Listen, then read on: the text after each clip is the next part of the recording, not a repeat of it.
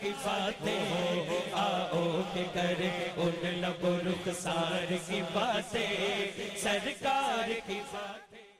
الحمدللہ رب العالمین والعاقبۃ للمتقین والصلاۃ والسلام علی اشرف الانبیاء والمرسلین اما بعد فاعوذ باللہ من الشیطان الرجیم بسم اللہ السمیع العلیم بسم اللہ الرحمن الرحیم۔ ناظرین و ناظرات، سامعین سامعات، ملائکہ صالحین، ارواح طیبات، السلام علیکم ورحمۃ اللہ وبرکاتہ۔ آج ایک نئے پروگرام سرکار کی باتوں کے ساتھ آپ کا میزبان رضا محمود المہدوی آپ کی خدمت میں حاضر ہے۔ ناظرین اکرام، اس نئے پروگرام میں ہم سن سکیں گے نبی کریم صلی اللہ علیہ وسلم کے اوصاف، حضور علیہ الصلاۃ والسلام کے کمالات، حضور کی سیرت و صورت کی باتیں۔ نبی کریم صلی اللہ علیہ وسلم کی باتیں تو وہ ہیں جس کے بارے میں خود قرآن کریم فرماتا ہے وما ينطق عن الهوى ان هو الا وحی یوحی۔ یہ نبی وہ ہیں جو اپنی جانب سے کوئی بات نہیں کہتے، وہی بات کہتے ہیں جو انہیں وحی کی جاتی ہے۔ اور ایک مرتبہ حضرت عبداللہ بن عمرو بن عاص وہ بیان کرتے ہیں کہ میں نبی کریم صلی اللہ علیہ وسلم جو فرماتے، حضور جو حدیث فرماتے، جو بیان فرماتے، میں اسے لکھ لیا کرتا اپنی یاد دہانی کے لیے۔ وہ کہتے ہیں کہ قریش کے نوجوانوں نے جب مجھے ایسا کرتے دیکھا تو انہوں نے مجھے روک دیا۔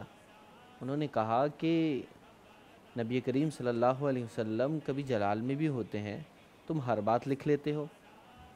تو حضرت عبداللہ بن عمرو بن عاص نے لکھنا ترک کر دیا، لکھنا چھوڑ دیا۔ نبی کریم صلی اللہ علیہ وسلم سے ایک مرتبہ انہوں نے پوچھا، یا رسول اللہ، میں آپ کی باتوں کو لکھا کرتا تھا اس لیے کہ مجھے یاد رہ جائیں، اپنی یاد دہانی کے لیے لکھا کرتا تھا، لیکن قریش کے کچھ نوجوانوں نے مجھ سے کہا کہ آپ کی باتوں کو نہ لکھوں۔ نبی کریم صلی اللہ علیہ وسلم نے حضرت عبداللہ سے فرمایا، اپنے دہن کی جانب اشارہ فرما کر، اپنے زبان لعاب کی جانب اشارہ فرما کر آپ علیہ الصلاۃ والسلام نے فرمایا، عبداللہ اس دہن سے جو بات نکلے لکھ لیا کر، خدا کی قسم اس دہن سے حق کے سوا کچھ نہیں نکلتا۔ نبی کریم صلی اللہ علیہ وسلم جن کی باتیں ہمارے لیے مشعل راہ بھی ہیں، جن کی باتیں یا تو قرآن بنی یا تو حدیث بنی۔ نبی کریم صلی اللہ علیہ وسلم کی ایسی ہی ایک سچی بات کا واقعہ ہجرت کے وقت پیش آیا۔ نبی کریم صلی اللہ علیہ وسلم مکہ سے مدینہ ہجرت فرما رہے تھے۔ کفار نے نبی کریم صلی اللہ علیہ وسلم کو معاذ اللہ قید کرنے پر 100 سرخ اونٹوں کا انعام رکھ دیا۔ 100 سرخ اونٹ، اس وقت اونٹوں کی بہت قدر تھی۔ اونٹوں کو اس وقت نقل و حمل کے لیے استعمال کیا جاتا تھا، ریگستان کا جہاز کہلاتا ہے اونٹ۔ نبی کریم صلی اللہ علیہ وسلم کو معاذ اللہ قید کرنے پر 100 اونٹوں کا انعام رکھ دیا گیا۔ آج کے دور میں اگر یوں سمجھے 100 لینڈ کروزرز کا انعام رکھ دیا گیا۔ تو نبی کریم صلی اللہ علیہ وسلم کو قید کرنے پر جب اتنا بڑا انعام رکھ دیا گیا تو اس دور کے کھوجی حضور علیہ الصلاۃ والسلام کی تلاش میں نکلے، اور کھوجی بھی اس دور میں اتنے پائے کے تھے کہ درخت کی ٹہنی دیکھ کے بتا دیتے تھے کہ یہاں سے کوئی گزرا ہے، پاؤں کا نشان دیکھ کے بتا دیتے تھے کہ یہ فلاں شخص کے پاؤں کا نشان ہے۔ وہ کھوجی حضور علیہ الصلاۃ والسلام کی تلاش میں نکلتے ہیں۔ نبی کریم صلی اللہ علیہ وسلم کو کوئی کھوجی تلاش نہیں کر پاتا مگر ایک کھوجی جس کا نام سراقہ بن مالک تھا، حضور علیہ الصلاۃ والسلام کو کھوجنے میں کامیاب ہو گیا۔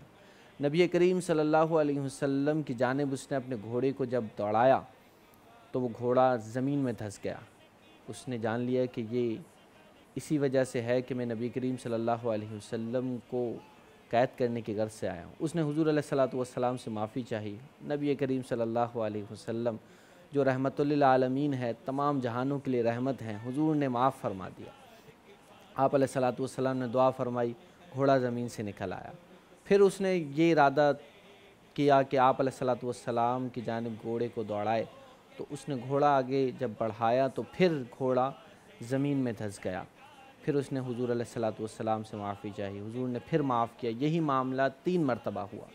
جب یہ معاملہ 3 مرتبہ ہو گیا تو پھر سراقہ بن مالک سمجھ گیا کہ اب اس کے علاوہ کوئی چارہ نہیں، بچنے کی ایک ہی صورت ہے کہ میں واپس لوٹ جاؤں۔ اس نے نبی کریم صلی اللہ علیہ وسلم سے عرض کی کہ حضور مجھے معاف فرما دیں، میں واپس لوٹ جاؤں گا اور کسی کو اب آپ کی جانب آنے بھی نہیں دوں گا۔ اس موقع پر نبی کریم صلی اللہ علیہ وسلم نے سراقہ بن مالک جو 100 اونٹوں کی تلاش میں حضور علیہ الصلاۃ والسلام کو تلاش کرنے آیا تھا، حضور نے سراقہ بن مالک کو ایک بات فرمائی۔ آپ علیہ السلام نے فرمایا سراقہ تو مجھے قید کرنے آیا ہے؟ میں تو تیرے ہاتھوں میں کسریٰ کے کنگن دیکھ رہا ہوں۔ کسریٰ جو اس وقت سپر پاور تھی، ایران، آج کے دور کا امریکہ سمجھیے، ایران جو اس وقت سپر پاور تھی، اس کے بادشاہ کے ہاتھوں کے کنگن۔ یہ بات یوں ہے کہ آپ علیہ السلام کا فرمانا ہے کہ مسلمان غلبہ پائیں گے، اس قدر غالب آ جائیں گے کہ کسریٰ ایران فتح ہو جائے گا اور اس کے بادشاہ کے ہاتھوں سے کنگنوں کو نکالا جائے گا، بادشاہ کو قید کیا جائے گا اور وہ کنگن سراقہ تمہیں پہنائے جائیں گے۔ اور اس وقت عالم یہ تھا کہ آپ علیہ السلام خود مدینہ طیبہ ہجرت فرما کر جا رہے تھے، چند لوگ مسلمان ہوئے تھے۔ نبی کریم صلی اللہ علیہ وسلم نے بشارت حضرت سراقہ بن مالک کو دے دی۔ نبی کریم صلی اللہ علیہ وسلم کا دور مبارک گزرتا ہے، آپ علیہ السلام وصال فرما جاتے ہیں۔ حضرت ابوبکر رضی اللہ عنہ کا دور آتا ہے، آپ بھی وصال فرما جاتے ہیں۔ اس کے بعد حضرت عمر فاروق رضی اللہ عنہ کا دور آتا ہے۔ مسلمان کسریٰ کو اپنے پیروں تلے رون دیتے ہیں، ایران کسریٰ فتح ہو جاتا ہے، اس کے بادشاہ کے ہاتھوں سے کنگن نکالے جاتے ہیں اور وہ کسریٰ کے کنگن حضرت عمر فاروق رضی اللہ عنہ کی بارگاہ میں مدینہ شریف پیش کیے جاتے ہیں۔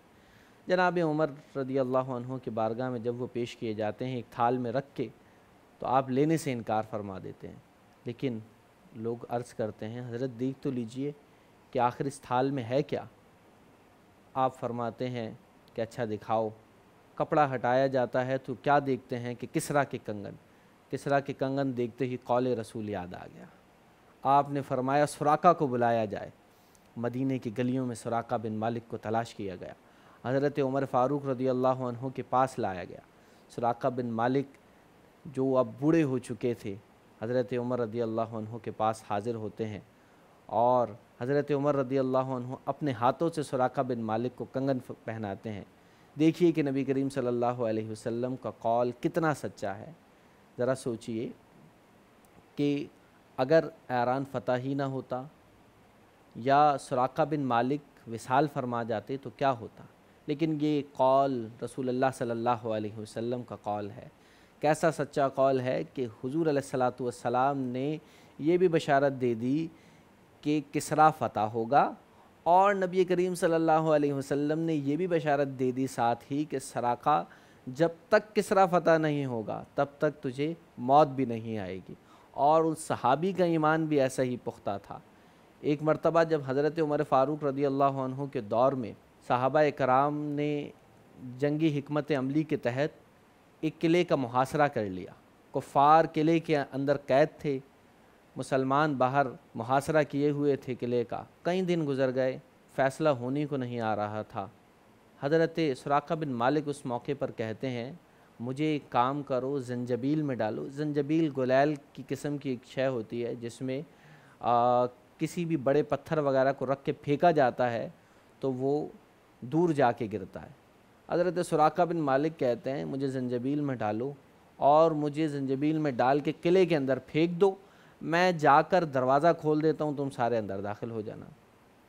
صحابہ کرام نے عرض کی سراقہ کیا بات کر رہے ہو، ہم تمہیں اس زنجبیل میں ڈال کے پھینکیں گے تو تمہاری ہڈیاں نہیں ٹوٹ جائیں گی، اور اگر بالفرض تم بچ بھی گئے تو اندر جو کفار ہیں وہ تمہیں قتل نہیں کر دیں گے، تمہیں معاذ اللہ شہید نہیں کر دیں گے؟